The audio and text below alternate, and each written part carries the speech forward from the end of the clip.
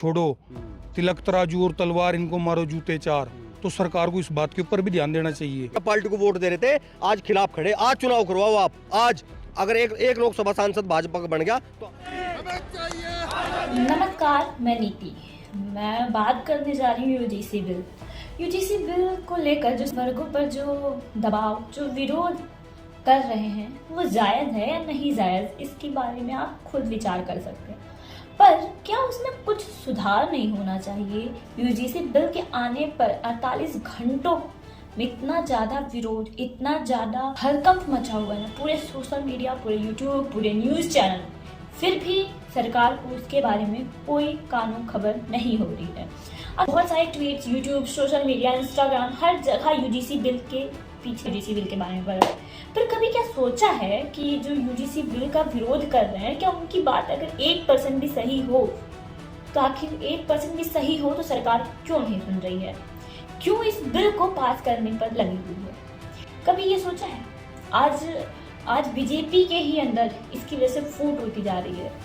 BJP क्या party इतनी घटिया सोच कैसे कर? सोचिए, वोट बैंक के लिए किस हद तक गिर सकती है और समाज की एकजुटता को उसको अलग अलग करे। सोचिए, कल कदार यूनिवर्सिटीज या कॉलेज में लोग अपना संगठन बनाकर बात करें ना, अपन ना कोई ना एक वर्ग ना किसी वर्ग दूसरे वर्ग से बात करता है, ना दूसरा वर्ग किसी एक दूसरे वर्ग से बात करता है। सोचिए वो स्थिति क्या होगी। कॉलेज में लोग अपने ही वर्ग को लेकर घूमेंगे और अपनी कम्युनिटीज बनाएंगे, इसमें कम एकजुटता तो हट जाएगी ना।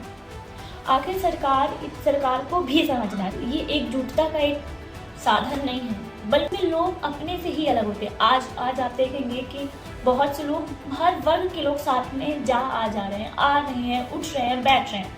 पर जब ये बिल लागू हो जाएगा तो क्या यही लोग साथ में उठेंगे, बैठेंगे, बातें करेंगे, अपनी परेशानी दूसरों या दूसरे की परेशानी अपना सुनेंगे? नहीं, क्योंकि उनकी खुद की कम्युनिटीज होंगी, खुद की पार्टी होगी, खुद की स्टूडेंट, खुद के वर्ग होंगे अपनी बात, तो वो दूसरी की बात सुनने के लिए एग्री ही नहीं होंगे।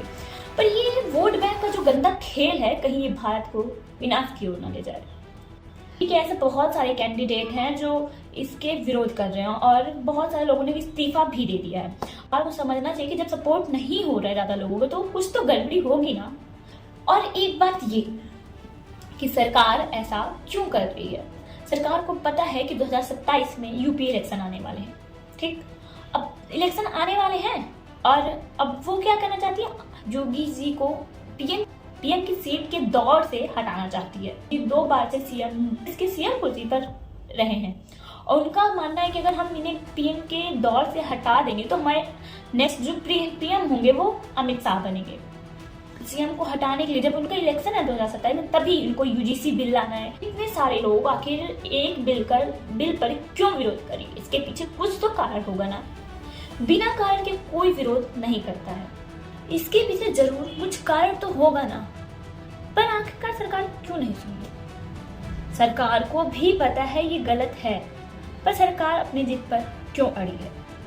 सरकार को चाहिए इस बिल को सुधारना। बरेली के डीएम अलंकार अग्निहोत्री ने इस्तीफा दे दिया। वो उनको झूठ बोलने के लिए उकसाया गया कि आप झूठ बोलकर बोलिए कि बस हम 2-4 दिन के लिए आराम करना चाहते हैं। पर उन्होंने मीडिया के सामने आकर खुलकर उन्हें बात अपनी बोल दी कि मैं ऐसा कुछ नहीं करना चाह रहा, मैं इसलिए इस्तीफा दे रहा हूँ क्योंकि मैं यूजीसी बिल का विरोध करता हूँ और साथ में अभिमुक्तेश्वर के साथ अपमान पर मैंने ये इस्तीफा दिया है।